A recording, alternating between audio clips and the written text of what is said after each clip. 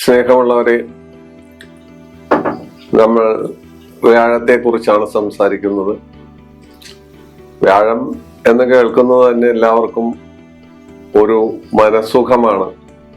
കാരണം എല്ലാ ആപത്തുകളെയും തട്ടി നീക്കുന്ന ഒരു ഗ്രഹമായിട്ടാണ് വ്യാഴത്തെ നമ്മൾ കണക്കാക്കുന്നത്. സൗരയൂഥ വ്യവസ്ഥയിൽ ഏറ്റവും വലിയ ഗ്രഹമാണ് വ്യാഴം. വ്യാഴം ഇപ്പോൾ സംസാരിക്കുമ്പോൾ നിൽക്കുന്നത് കർക്കിടകത്തിലാണ്. ഈ കർക്കിടകത്തിൽ നിന്ന് തിരിച്ച് സഞ്ചരിച്ച് വീണ്ടും കർക്കിടകത്തിൽ വരാൻ 12 കൊല്ലം എടുക്കും. വ്യാഴവട്ടം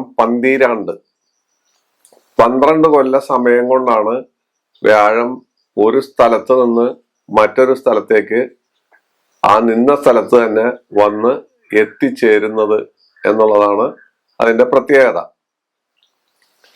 വ്യാഴത്തിനോളം സ്വാത്വികമായ ഒരു ഗ്രഹം ഈ നവഗ്രഹങ്ങളിൽ ഇല്ല തന്നെ.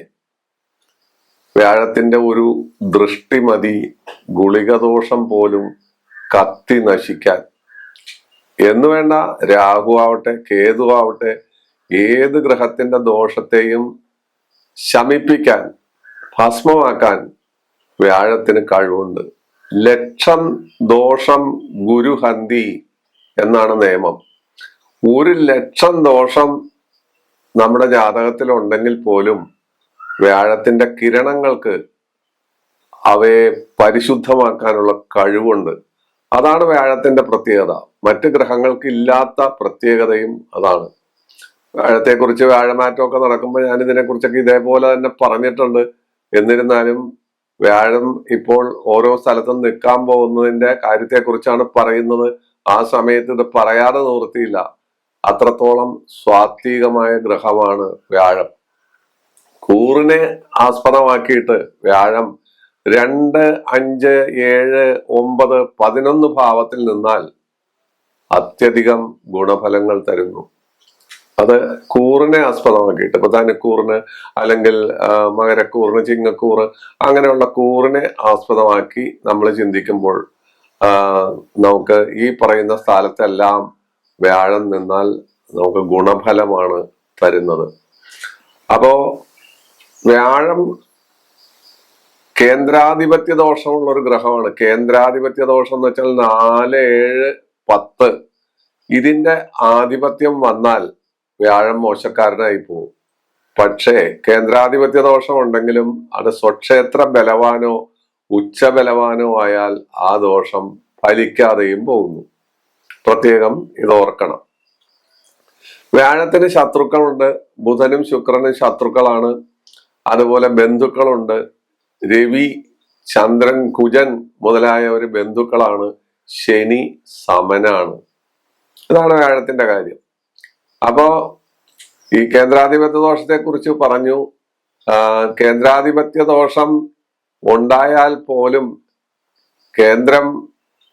ആ കേന്ദ്രസ്ഥാനത്ത് നിൽക്കുന്ന വ്യാഴം കേന്ദ്രാധിപത്യ ദോഷം ഉണ്ടെങ്കിൽ പോലും അത് ഗുണപരമായ ഒരുപാട് കാര്യങ്ങൾ തരാറുണ്ടെന്നുള്ളത് വ്യാഴത്തിന്റെ മാത്രം പ്രത്യേകതയാണ്. അതുപോലെ ലഗ്നം, ത്രികോണം എന്ന് വെച്ചാൽ 5, 9 ഭാവമാണ് ത്രികോണം. അപ്പൊ ത്രികോണം മുതലായ സ്ഥാനത്ത് വ്യാഴം നിന്നാൽ വലിയ ഫലം സാധാരണഗതിയിൽ നമുക്ക് ലഭിക്കുന്നു. കേന്ദ്ര സ്ഥാനത്ത് നിന്നാലും അതിനിഷ്ടപ്പെട്ട സ്ഥലമാണെങ്കിൽ ആ കേന്ദ്രാധിപത്യ ദോഷത്തെ മറികടന്നുകൊണ്ട് വ്യാഴം ഗുണം തരുന്നു എന്നുള്ളതാണ് ലഗ്നകേന്ദ്രത്തിലോ ത്രികോണത്തിലോ നിന്നാലുള്ള കാര്യം. അങ്ങനെ നിൽക്കുമ്പോൾ വ്യാഴം ദീർഘായുസ് മുതലായ കാര്യങ്ങൾ തരുന്നു. ധനം, ഐശ്വര്യം, പ്രതാപം മുതലായ കാര്യങ്ങളെല്ലാം തരുന്നു. വ്യാഴം ഉച്ചബലവാനായാൽ അതിന്റെ ഗുണഫലം പറയാതിരിക്കാനും നിവൃത്തിയില്ല. ഇപ്പോ നമ്മളിത് പറയുമ്പോൾ വ്യാഴം ഉച്ചബലവാനായിട്ടാണ് നിൽക്കുന്നത്. പക്ഷെ വ്യാഴത്തിന് വക്രവും മറ്റും സാധാരണ വരാറുണ്ട്. വക്രഗതിയിൽ ഏറ്റവും കൂടുതൽ ഗുണം കിട്ടുന്നത് വ്യാഴത്തിനാണെന്നുള്ളതും ഒരു പ്രത്യേകതയുണ്ട്. ഈ വർഷം വ്യാഴം വക്രത്തിലല്ല പോകുന്നത്. അതിചാരം നിൽക്കുന്ന സ്ഥലത്ത് നിന്ന് വേഗത്തിൽ സഞ്ചരിച്ച് കർക്കിടകത്തിൽ നിന്ന് മുന്നോട്ട് ചിങ്ങത്തിലേക്ക് പോകുന്ന ഒരു പ്രക്രിയ വരുന്നുണ്ട്. അതിനെക്കുറിച്ച് നമ്മൾ വീഡിയോ ചെയ്യാം. അത് നമുക്ക് ആ സമയത്ത് ചെയ്യാം. അത് ആ സമയത്ത് മതി. ഇപ്പൊ അതിനെക്കുറിച്ച് പറയേണ്ട കാര്യം ഇല്ല. വ്യാഴം ഫലദാതാവാണ്, അനേകം യോഗങ്ങളുടെ കർത്താവാണ്. കേസരി യോഗം, ചന്ദ്രകേന്ദ്രത്തിൽ ബൃഹസ്പതി അഥവാ വ്യാഴം നിന്നാൽ കേസരി യോഗം, ചന്ദ്രനും വ്യാഴവും കൂടി ഒരുമിച്ച് നിന്നാൽ ഗജകേസരി യോഗം, 84 വയസ്സിലധികം ആയുസ്, 1000 പൂർണ്ണചന്ദ്രനെ കാണാനുള്ള ആയുസ്, ധനം, പ്രതാപ, ഐശ്വര്യം എന്ന് വേണ്ട സകലതും ആ വ്യാഴം തരികയാണ്. അതാണ് അതിന്റെ പ്രത്യേകത. പിന്നെ സരസ്വതി യോഗത്തിൽ ഭാഗഭാക്കാണ്, സുനഭായോഗത്തിൽ പങ്കാളിയാണ്, തുരുതുരായോഗത്തിൽ പങ്കാളിയാണ്, അമലായോഗത്തിൽ പങ്കാളിയാണ് എന്ന് വേണ്ട അനേകം യോഗങ്ങളുമായി വ്യാഴം ബന്ധപ്പെട്ടിരിക്കുന്നു. വ്യാഴത്തിനുള്ള പ്രത്യേകതയാണത്. വ്യാഴം എന്നാൽ ദേവഗുരു ബൃഹസ്പതിയാണ്, അസുരഗുരു ശുക്രനുമാണ്. അത് മഹാവിഷ്ണു പ്രതീകമാണ്. ഗുരുവായൂരപ്പൻ വ്യാഴപ്രതീകമാണ്. അതല്ലേ ഗുരുവായൂർ ക്ഷേത്രത്തിൽ ഭൂലോക വൈകുണ്ഠം എന്ന് പറയുന്ന ഗുരുവായൂർ ക്ഷേത്രത്തിലും, അതുപോലെ നമ്മൾ കടൽ തീരത്ത് എന്നാൽ തിരമാലകൾ ഒഴിയാതെ തിരകൾ ഇങ്ങനെ അടിച്ചുകൊണ്ടേയിരിക്കും. ഗുരുവായൂർ തിരക്കും അതുപോലെ തന്നെയാണ്. ഗുരുവായൂർ ക്ഷേത്രത്തിലെ തിരക്കും കടലിലെ തിരമാലകളും ഞാൻ എപ്പോഴും മനസ്സിൽ വെച്ച് താലോലിക്കാറുണ്ട്.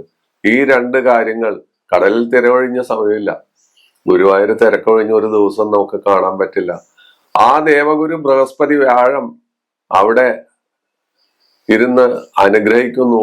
ആ വെളിച്ചം കാണാൻ, അവിടെ ചെന്ന് സായുജ്യം നേടാൻ ഭക്തജനങ്ങൾ എത്രമാത്രം തിക്കിത്തിരക്കുന്നു എന്ന് ഞാൻ പറയേണ്ട കാര്യമില്ല. നിങ്ങളെല്ലാം അനുഭവിച്ചിട്ടുണ്ടാവും. നമ്മളെല്ലാം അനുഭവിക്കുന്ന ഒരു കാര്യമാണ്. അപ്പൊ വ്യാഴത്തിനെ കുറിച്ച് ഞാനൊരു ഏകദേശ വിവരമാണ് ഈ പറഞ്ഞത്. വ്യാഴം ഓരോ സ്ഥലത്ത് സഞ്ചരിച്ചു പോകുമ്പോൾ ഉണ്ടാവുന്ന കാര്യങ്ങൾ, കേന്ദ്രാധിപത്യ ദോഷം, അതുപോലെ ത്രികോണാധിപത്യത്തിന്റെ ഗുണം. കേന്ദ്രാധിപത്യം ഉണ്ടെങ്കിലും 4, 7, 10 ആധിപത്യം ഉണ്ടെങ്കിലും സ്വക്ഷേത്രത്തിലോ സൽസ്ഥാനത്തോ ആയാൽ അത് ഗുണഫലം തരുന്നു. ഇങ്ങനെയുള്ള ഒരുപാട് ഒരുപാട് ഒരുപാട് പ്രത്യേകതകളാണ് വ്യാഴത്തിനുള്ളത്. എന്തെല്ലാം ദോഷങ്ങളുണ്ടെങ്കിലും ആ ദോഷത്തെ എല്ലാം ഭസ്മീകരിക്കാനുള്ള ശക്തി, അതിനെല്ലാം ശുദ്ധീകരിക്കാൻ വ്യാഴത്തിന്റെ ആ ദൃഷ്ടിയോ അല്ലെങ്കിൽ നോട്ടമോ എവിടേക്ക് ചെല്ലുന്നുവോ അവിടെയെല്ലാം ശുദ്ധീകരിക്കപ്പെടുന്നു. അവിടെയെല്ലാം നമുക്ക് സുഖവും സമാധാനവും തരുന്നു. രാഹുർദേശം 18 കൊല്ലം കഴിഞ്ഞിട്ട് 16 കൊല്ലം വ്യാഴദേശം വരുന്നു. ദശാകണക്കിന് 16 കൊല്ലമാണ് വ്യാഴത്തിന് അനുവദിച്ചിരിക്കുന്നത്. ആ രാഹുർദശയിൽ നമ്മൾ അനുഭവിക്കുന്ന എല്ലാ തരത്തിലുള്ള ദുരിതങ്ങളും ദുഃഖങ്ങളും കഴുകി നമുക്ക് നല്ല രീതിയിലുള്ള ഒരു സുഖകരമായ അന്തരീക്ഷം തരുന്നത് വ്യാഴമാണ്. പക്ഷെ വ്യാഴത്തിന്റെ നിൽപ്പ് നല്ലതായിരിക്കണം, സ്ഥാനം നല്ലതായിരിക്കണം. ശത്രുക്ഷേത്രത്തിലാവരുത്, മൗഢ്യം ഉണ്ടാവരുത്, നീചക്ഷേത്രം ആകരുത്. നീചക്ഷേത്രം മകരമാണ്. വ്യാഴത്തിന്റെ നീചക്ഷേത്രം മകരം, ഉച്ചക്ഷേത്രം കർക്കടകം. പ്രത്യേകം ഓർത്തിരിക്കണം. പക്ഷെ നീചക്ഷേത്രമായ മകരത്തിൽ വ്യാഴം നിന്നാൽ പോലും അത് നീചഭംഗ രാജയോഗം എന്ന അവസ്ഥ തരുന്നുണ്ട് എങ്കിൽ അയാളുടെ സ്ഥിതിഗതി മാറും. ആ ജാതകന് ആ വ്യാഴം സൽഫലങ്ങൾ നൽകും. അതാണ് വ്യാഴത്തിന്റെ പ്രത്യേകത, നീചഭംഗ രാജയോഗം എന്നുള്ള അവസ്ഥ. വ്യാഴം തരുന്ന യോഗങ്ങളിൽ ഹംസയോഗം പഞ്ചമഹാപുരുഷ യോഗമാണ്. ഹംസയോഗമുള്ള വ്യക്തി എവിടെ ഇരിക്കുന്നുവോ അവിടെ മഹാലക്ഷ്മിയുടെ ഇരിപ്പിടമായിരിക്കും. ആയുസ്, സൽസ്വഭാവം, സദ്ഗതി, അതുപോലുള്ള സൽസംഗമ സ്വഭാവം മുതലായവയെല്ലാം ഹംസയോഗം പ്രദാനം ചെയ്യും. ഇതെല്ലാം നമുക്ക് വ്യാഴത്തെ പറ്റി പുകഴ്ത്തി പറയാനേ പാടൂ, ഇകഴ്ത്തി പറയാൻ ഒന്നുമില്ല. ഇകഴ്ത്തി പറയേണ്ടി വരുന്നത് ഈ പറയുന്ന രീതിയിലുള്ള ചില സ്ഥാന ഭേദങ്ങൾ മാത്രമാണ്.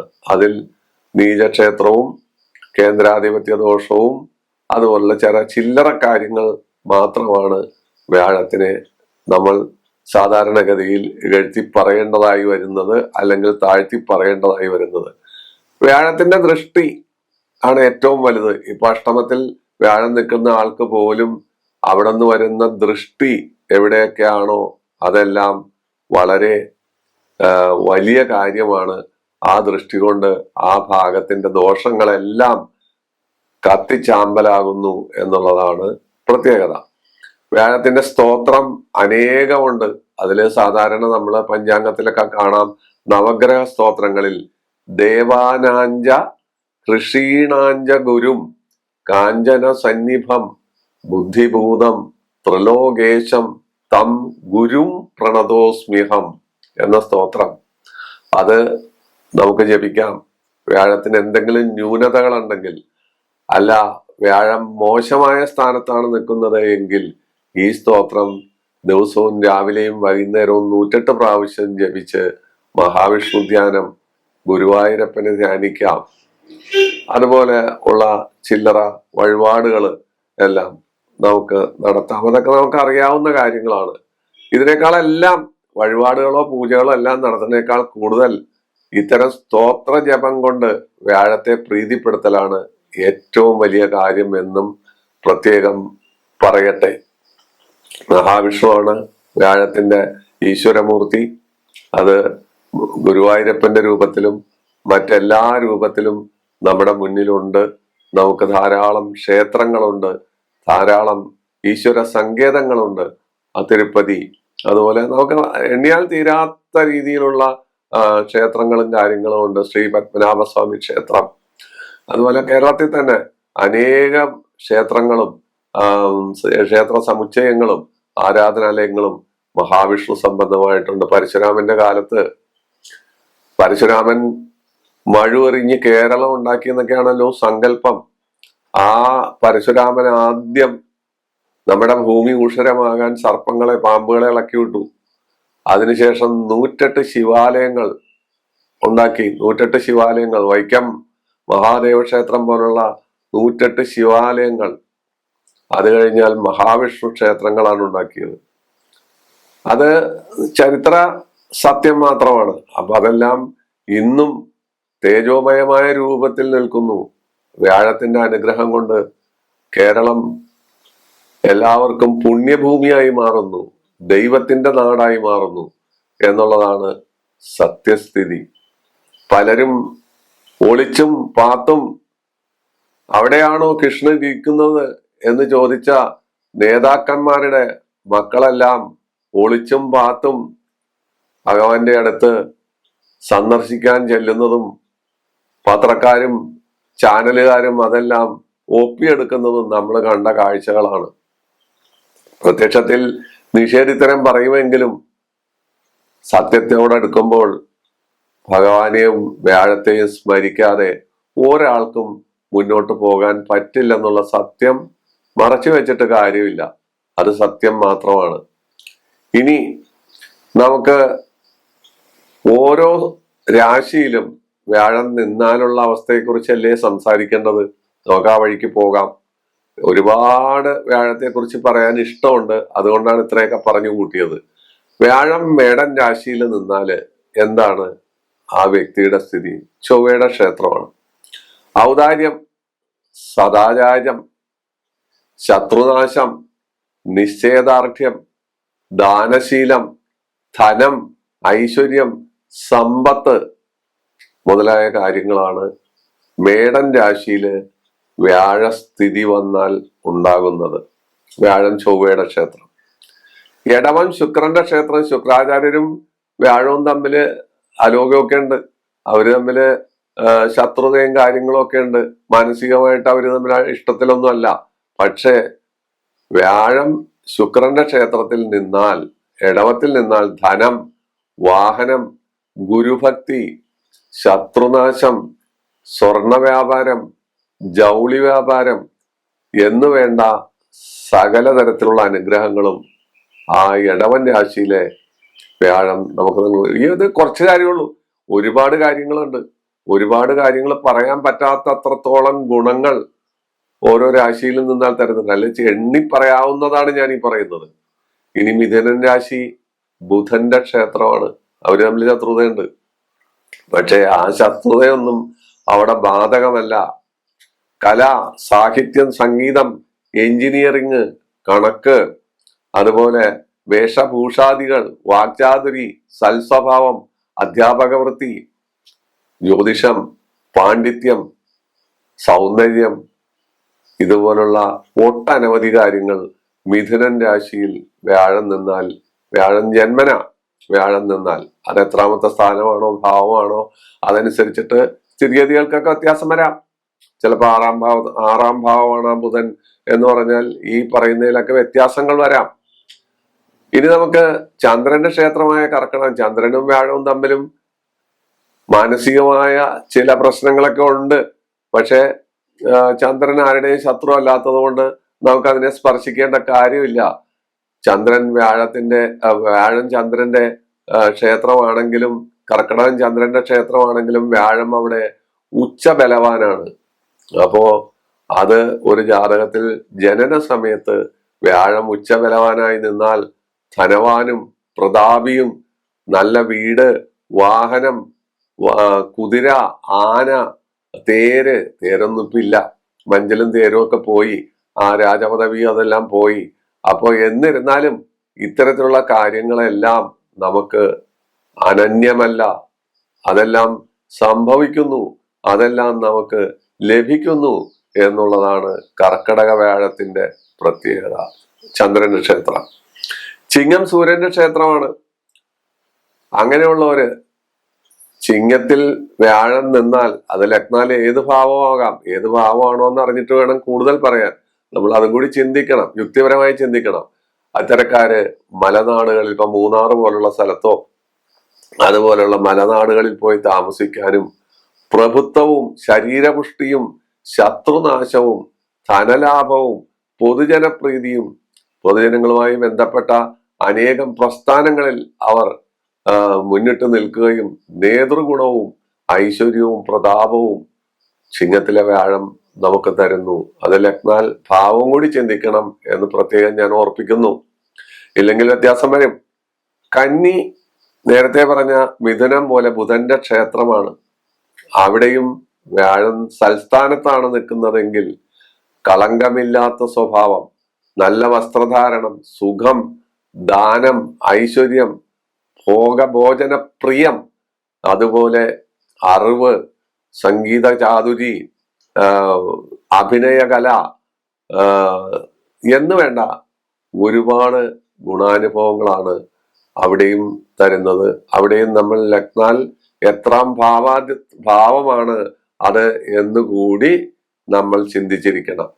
തുലാം ശുക്രന്റെ ക്ഷേത്രമാണ്. തുലാത്തിൽ വ്യാഴം നിന്നാൽ കീർത്തി, സുഖം, പുത്രലാഭം, ഭാര്യാസുഖം, അതുപോലെ ദാനം, ആനന്ദം, വിനോദത്തിന് വേണ്ടി സമയം കണ്ടെത്തുക, കലാപരമായ താല്പര്യം ഉണ്ടാകുക, വസ്ത്രവ്യാപാരം, സ്വർണ വ്യാപാരം, സർക്കാർ ജോലി, ഇതുപോലുള്ള കാര്യങ്ങളെല്ലാം ആ വ്യാഴം അവിടെ നിന്ന് നമുക്ക് തരുന്നു. വൃശ്ചികം ചൊവ്വയുടെ ക്ഷേത്രമാണ്. അവിടെയും വ്യാഴം വലിയ ദ്രോഹമല്ല, ധനവ്യയം വരുത്തുന്നുണ്ട്. ഉണ്ടാക്കിയ ധനം അനാവശ്യമായ കാര്യങ്ങൾക്ക് വേണ്ടി വ്യയം ചെയ്യുക, ഭരണപരമായ കാര്യങ്ങളിൽ ദുർഭരണം നടത്തുക, വാക്പാരുഷ്യം ഉണ്ടാകുക, അതുപോലെ മറ്റുള്ളവരെ ധനപരമായി പറ്റിക്കുക. അതിപ്പോ നമുക്കറിയാം, വിദേശത്ത് കൊണ്ടുപോകാം എന്നെല്ലാം പറഞ്ഞ് നമ്മളെ പറ്റിക്കുന്ന ഒരു വലിയ മാഫിയ തന്നെ നമ്മുടെ നാട്ടിൽ പണ്ടേ പകലെയുണ്ട്. കാനഡയിലേക്ക് പോണോ, റഷ്യയിൽ പോണോ, ഉക്രൈനിൽ പോണോ, ചെക്കോസ്ലോവാക്യ പോണോ, സ്ലോവാക്യ പോണോ, അമേരിക്കയിൽ പോണോ, എവിടേക്ക് പോണെങ്കിലും ധനന്താ, ആദ്യം പണന്താ, എന്നിട്ട് നമുക്ക് വർത്താനം പറയാം എന്ന് പറയുന്ന കേരളത്തിലെ ജ്യോത്സ്യന്മാരെ പോലെ നമ്മൾ ആരെങ്കിലും ഒരാളെ സമീപിച്ചാൽ ആദ്യം 1000 രൂപ ബാങ്കിലിട്ടിട്ട് സ്ക്രീൻഷോട്ട് ഇട്, എന്നിട്ട് സംസാരിക്കാം, പിന്നെയാണ് വരുന്നത് കാര്യങ്ങൾ. ഇത് ഞാൻ തമാശയായി പറഞ്ഞതാണ്, അല്ലാതെ ആരെയും ഉപദ്രവിക്കാൻ വേണ്ടി പറഞ്ഞതല്ല. വൃശ്ചികൻ രാശിയിലെ വ്യാഴം ഇത്തരത്തിലുള്ള പ്രശ്നങ്ങളൊക്കെ ഉണ്ടാക്കും. ധനുരാശിയിലെ വ്യാഴം അത് സ്വക്ഷേത്ര ബലവാനാണ്. ധനുരാശിയില് ധാരാളം ധനം, അതുപോലെ ദൂരയാത്രകളിൽ പങ്കെടുക്കുക, സൽപ്രവർത്തികൾ ചെയ്യുക, പുണ്യകർമ്മങ്ങൾ ചെയ്യുക, ക്ഷേത്ര നിർമ്മാണം, ക്ഷേത്ര പുനരുദ്ധാരണം, അതുപോലെ ക്ഷേത്രങ്ങളുടെ ഭരണത്തിൽ പങ്കെടുക്കുക, ഭാര്യ ഭർത്തൃ സുഖം, നല്ല സന്താന യോഗം ഉണ്ടാകുക, സന്താനങ്ങളെ കൊണ്ട് കീർത്തിയും പ്രസിദ്ധിയും ഉണ്ടാകുക മുതലായ ഒട്ടനവധി ഗുണാനുഭവങ്ങൾ നമുക്കുണ്ടാകും. മകരൻ രാശിയാണ് വ്യാഴത്തിന്റെ നീചരാശി. ആ നീചരാശിയിൽ നീചഭംഗ രാജയോഗം ഇല്ലാതെ വ്യാഴം നിന്നാൽ അനുചിതമായ പ്രവൃത്തികൾ ചെയ്യുക, ധനവ്യയം വരുത്തുക, വാക്പാരുഷ്യം ഉണ്ടാകുക, വിവാഹ ജീവിതത്തിൽ അലോസരങ്ങൾ ഉണ്ടാകുക, പുനർവിവാഹം ഉണ്ടാകുക, തന്നെക്കാൾ താണ തലത്തിലുള്ള വിവാഹ ബന്ധത്തിൽ ഏർപ്പെടുക, സ്ത്രീ ആയാലും പുരുഷനായാലും അത് തന്നെ സംഭവിക്കുന്നു. കുടുംബ കലഹമുണ്ടാകുക, സന്താനങ്ങൾ അനുരൂപരല്ലാതെ വരിക മുതലായ കാര്യങ്ങൾ മകരം രാശിയിലെ വ്യാഴം നീചനായി നിന്നാൽ, നീചഭംഗം വന്നാൽ സ്ഥിതിഗതി മാറും, അവിടെ വലിയ ഗുണം ഉണ്ടാകും. കുംഭം രാശിയും ശനിയുടെ ക്ഷേത്രമാണ്. മകരൻ രാശി ശനിയുടെ ക്ഷേത്രമാണ്, കുംഭം രാശിയും ശനിയുടെ ക്ഷേത്രമാണ്. അത്തരക്കാർ ദുർബുദ്ധികളും വൃത്തിഹീനരും ജനങ്ങൾക്ക് ദ്രോഹം ചെയ്യുന്നവരും അഴിമതിക്കാരും കച്ചവടത്തിൽ കരിഞ്ചന്ത നടത്തുന്നവരും ദയാഹീനമായി പെരുമാറുന്ന ആളുകളും ആയി മാറാനുള്ള സാധ്യതകൾ ഉണ്ട്. പക്ഷെ അത് ലഗ്നാൽ സൽസ്ഥാനമാണ് എങ്കിൽ അതിന് വ്യത്യാസം വരികയും ചെയ്യും. മീനൻ രാശി വ്യാഴത്തിന്റെ സ്വക്ഷേത്രമാണ്. ആ മീനൻ രാശിയിലാണ് വ്യാഴം നിൽക്കുന്നതെങ്കിൽ ആ വ്യക്തി, ആ സ്ത്രീ ആയാലും പുരുഷനായാലും സുന്ദരിയും സുഭകയും സൗഭാഗ്യവതിയും സൗഭാഗ്യവാനും സന്താനങ്ങളെ കൊണ്ട് സുഖാനുഭയോഗങ്ങൾ അനുഭവിക്കുന്നവനും അതുപോലെ വിശ്വപ്രസിദ്ധിയുള്ളവനും ബുദ്ധിമാനും ധനം ശേഖരിക്കുന്നവനും ധനം ദാനം ചെയ്യുന്നവനും ഭരണകർത്താവായും സർക്കാർ ഉദ്യോഗസ്ഥനായും വക്കീലായും ജഡ്ജിയായും എന്ന് വേണ്ട നാനാ പ്രകാരേണ പ്രസിദ്ധനായി തീരാനുള്ള എല്ലാ സാധ്യതകളും ഉണ്ട്. അതും നേരത്തെ ഞാൻ പറഞ്ഞത് ആ സ്ഥാനം എത്രാം ഭാവത്തിലാണ്, എത്രയിലാണ് നിൽക്കുന്നത്, എവിടെയാണ് നിൽക്കുന്നത് എന്ന് നമ്മൾ ചിന്തിച്ചിട്ട് വേണം ഫലം പറയാൻ. ഇതാണ് വ്യാഴത്തിന്റെ കാര്യം. വ്യാഴം എവിടെയൊക്കെ ഏതൊക്കെ തരത്തിൽ നിന്നാലും ഗുണത്തിൻ്റെതായ ഒരു അംശം അവിടെ തരുന്നുണ്ട്. ദോഷത്തിൻ്റെതായ അംശം കൂടുതൽ തരുന്ന രാശികളിൽ പോലും വ്യാഴം ഗുണപരമായ നേട്ടങ്ങൾ നമുക്ക് തരുന്നു എന്നുള്ള സത്യം മറച്ചു വെക്കാൻ നിവൃത്തിയില്ല. അപ്പോ വ്യാഴം ഗ്രഹങ്ങളിൽ വെച്ച് ഏറ്റവും വലിയവനാണ്, ഏറ്റവും സ്വാത്വികനാണ്. അയാളുടെ സഞ്ചാരപഥം, അയാളുടെ രീതികൾ, അയാൾ നമുക്ക് തരുന്നതായ ആനുകൂല്യങ്ങൾ, ആയുസ്, രോഗമുക്തി എന്ന് വേണ്ട എല്ലാ തരത്തിലുള്ള മാനസിക സുഖങ്ങളും വ്യാഴത്തിന്റെ കയ്യിലാണ് ഇരിക്കുന്നത്. ധനപരമായ കാര്യങ്ങളായാലും ഭരണപരമായ കാര്യങ്ങളായാലും സ്വഭാവ രീതിയായാലും എല്ലാം വ്യാഴമാണ് പ്രദാനം ചെയ്യുന്നത്. അത് വ്യാഴത്തിന്റെ ആ സൽസ്ഥാനത്തെ സ്ഥിതി കൂടി ചിന്തിച്ചിട്ട് വേണം പൂർണ്ണ ഫലം നമുക്ക് പറയാൻ. നവഗ്രഹങ്ങളിലെ ഏറ്റവും പ്രധാനിയായ വ്യാഴത്തെക്കുറിച്ച് നമുക്ക് പറഞ്ഞാൽ തീരാത്തത്രത്തോളം കാര്യങ്ങൾ പറഞ്ഞുകൊണ്ടേയിരിക്കാം. അങ്ങനെ പറഞ്ഞുകൊണ്ടിരുന്നിട്ട് കാര്യമില്ലല്ലോ. അപ്പൊ നമ്മുടെ ഗ്രഹനിലയില് ജാതകം എവിടെ നിൽക്കുന്നു, എന്തു പറയുന്നു, അതെവിടെ പോയി അംശിക്കുന്നു, അതിന് കേന്ദ്രാധിപത്യമുണ്ടോ, ത്രികോണാധിപത്യമുണ്ടോ, മറ്റെന്തെങ്കിലും ഗുണദോഷങ്ങളുണ്ടോ എന്ന് കുശാഗ്ര ബുദ്ധിയായ ഒരാൾക്ക് ശ്രദ്ധിച്ച് മനസ്സിലാക്കി പ്രവചിക്കാനോ അല്ലെങ്കിൽ പറഞ്ഞു കൊടുക്കാനോ പറ്റൂ. ഇതാണ് വ്യാഴത്തിൻ്റെതായ ഒരു സ്ഥിതിഗതി. മേടം മുതൽ മീനം വരെ ഓരോ രാശിയിലും നിന്നാൽ ഉണ്ടാകുന്ന ചില ഫലങ്ങൾ എന്ന് പറയുന്നത് പൂർണ്ണമല്ല. ഒരുപാട് കാര്യങ്ങൾ പറയാനുണ്ട്. അതൊന്നും ഇതിൽ ഉൾക്കൊള്ളിക്കാൻ പറ്റില്ലെങ്കിലും സംഗതി കാര്യങ്ങളെ തൊടിയിച്ച് നമ്മൾ പറഞ്ഞു പോവുകയാണ്. ഈ ചെറിയ എപ്പിസോഡിൽ ഒതുക്കാൻ പറ്റുന്ന കാര്യങ്ങൾ മാത്രമേ ഒതുക്കാൻ പറ്റുള്ളൂ. അതുകൊണ്ട് ഇത്രയും പറഞ്ഞ് ഈ അധ്യായം നിങ്ങളുടെ അനുമതിയോടുകൂടി ഇവിടെ അവസാനിപ്പിക്കുന്നു. എല്ലാ ബുധനാഴ്ചയും എല്ലാ ഞായറാഴ്ചയും നമുക്കിതുപോലെ വളരെ രസകരമായ അധ്യായങ്ങളുമായി കണ്ടുമുട്ടിക്കൊണ്ടേയിരിക്കാം. നിങ്ങളുടെ സഹകരണത്തിന് ആയിരം നന്ദി പറഞ്ഞുകൊണ്ട്, നല്ല വാക്കുകൾ പറഞ്ഞുകൊണ്ട് ഇവിടെ നിർത്തട്ടെ. നമസ്കാരം.